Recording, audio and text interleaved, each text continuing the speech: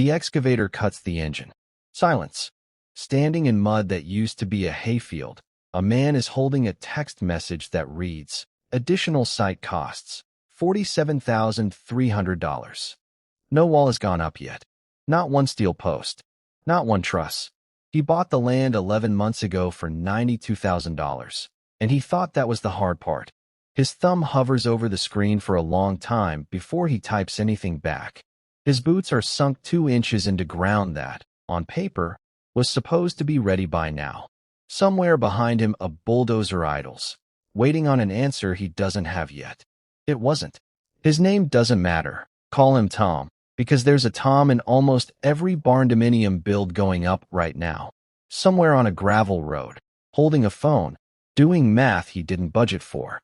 Because here's the thing nobody tells you before you buy raw land and start posting your dream floor plan online. The Barndominium itself is often the cheapest part of the Barndominium. Something else eats the money first, quietly, before anyone ever posts a before and after. So here's the real question this video is going to answer, and I want you to sit with it for a second before I give you the number. How does a $180,000 build turn into a $230,000 build without a single extra square foot being added? The answer is dirt, water, wire, and a foundation nobody photographs. Now, I already know what some of you are thinking because I read comments on videos like this one. This sounds made up. Nobody's site prep actually costs 50 grand. That's clickbait. And honestly, I get it. This niche is full of numbers that sound suspiciously round, suspiciously clean, suspiciously perfect for a thumbnail. So instead of asking you to trust me, I'm going to walk you through where every dollar goes, in the order it actually gets spent, with the real reasons contractors charge what they charge. If by the end you still think it's inflated, say so in the comments, because this is exactly the kind of thing that should be argued about in the open, not just accepted because a voice on a video said so. Before Tom's excavator ever touched the footprint of his house, it spent 4 days doing something that never makes it into a single glossy build video. Clearing. Not clearing like mowing a lawn. Clearing like removing 11 mature oak trees, grinding 40 stumps below grade so a foundation won't shift over them in 9 years, and hauling off root balls the size of a kitchen island. On wooded acreage, that alone runs $8,000 to $15,000. Flat, already open pasture? You might get out for $3,000.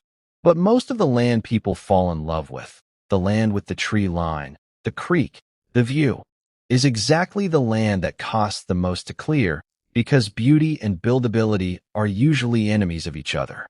Therefore, Tom's cheap 7 acres with the gorgeous oak canopy quietly cost him $11,400 before a single stake went in the ground. But clearing isn't the finish line. It's the opening scene. Once the trees are gone, you're left with uneven, unpredictable dirt. Dirt that hasn't been tested, hasn't been compacted, and in Tom's case, hadn't been touched by anything heavier than deer hooves in about 60 years. A Barndominium slab needs a pad that's graded, leveled, and compacted to a specific density, or the whole structure settles unevenly within a few winters. Cracks in a slab aren't cosmetic. They're the building telling you it was never sitting on solid ground to begin with. That grading and compaction work, bringing in engineered fill, compacting it in lifts, testing it, ran Tom's $6,800. Not glamorous. Not a single photo taken of it. But without it, everything built on top is guesswork. Here's where most people assume the story heads toward the foundation next, because that's the big cost everyone expects. It's not.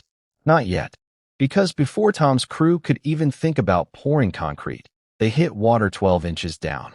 Actual groundwater, in July, in a spot the county soil map had marked as well-drained.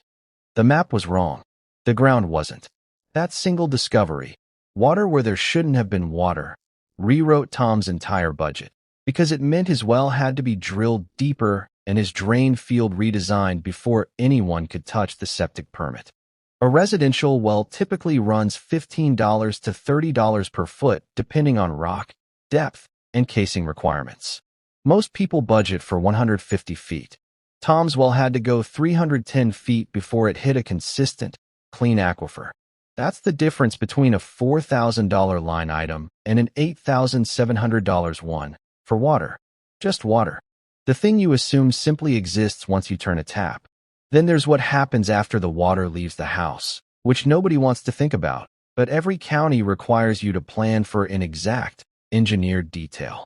Because Tom's soil had that high water table, a standard gravity septic system wasn't approved. He needed an engineered mound system, essentially building an artificial hill for wastewater to filter through slowly enough to meet code. Standard septic systems run $10,000 to $15,000. Engineered mound systems, because of that same water table that surprised his crew, run $18,000 to $25,000. His alone came in at $21,300. So by this point, Tom hadn't poured a single square foot of slab. He hadn't ordered a single steel truss, and he had already spent more than a third of what he originally budgeted for the entire structure. But, and this is the part that actually made him stop returning his contractors' calls for 2 days, the electric company hadn't even shown up yet. Running power to raw land isn't a wire and a switch. It's a transformer, a trenched service line from the nearest pole, sometimes a pole extension if you're far enough back on the property, and in Tom's case, 340 feet of trenching through the exact rocky soil that had already fought his well driller. Utility companies will often run the first stretch of line for free or reduced cost, but past a certain distance, the property owner pays for every additional foot. Tom's additional foot bill, $6,200.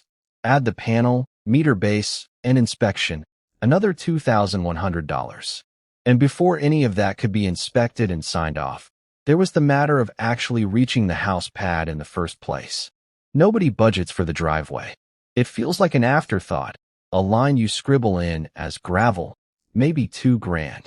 But county code required Tom to install a culvert pipe under the entrance so runoff wouldn't wash out the road during storms, plus a compacted gravel base deep enough to support a loaded concrete truck without sinking.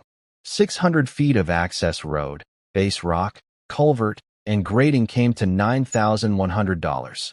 Money spent purely so the trucks that would eventually build his house could get to it without getting stuck. He hadn't photographed a single foot of it. He hadn't thought about it once before the quote landed in his inbox. But without it, none of the other work, the well rig, the septic excavator, the concrete pour, could have physically arrived. Now, finally, the part everyone assumed was coming first, the slab. Barndominium foundations aren't simple flat pours. Post-frame construction needs either a monolithic slab with thickened edges to carry the post loads, or individual footings for each post, engineered to local frost depth and soil-bearing capacity. Because Tom's soil had already proven itself unpredictable, his engineer required a geotechnical soil test before approving the design. $1,800, he hadn't budgeted for a single sheet of paper with numbers on it. The slab itself, at 1,800 square feet with reinforced edges and a vapor barrier, came in at $19,400. Added up, clearing, $11,400. Grading and compaction, $6,800. Well, $8,700. Septic, $21,300. Electrical, $8,300. Driveway and access, $9,100. Soil test and slab, $21,200. $86,800.